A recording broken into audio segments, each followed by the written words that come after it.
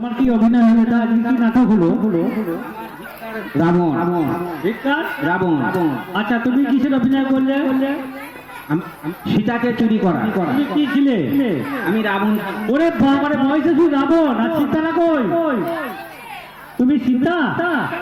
আচ্ছা আচ্ছা আচ্ছা আচ্ছা। আর রাবণকে, দ্বিতীয় রাবণকে এখানে এসো। তুমি কি অভিনয় করলে? রাবণের তোমার নাম বলো। না, সীতার নামটা বলো। সঙ্গীতা আপনার নামটা তো বলে দিতে পারে, বলা তো উচিত একবার। হরিসাধন মন্ডল।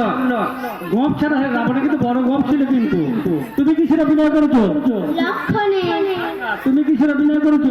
রামে ওরে বাবা, 3 বার হতে কাউকে। তুমি কিসের অভিনয় করেছো?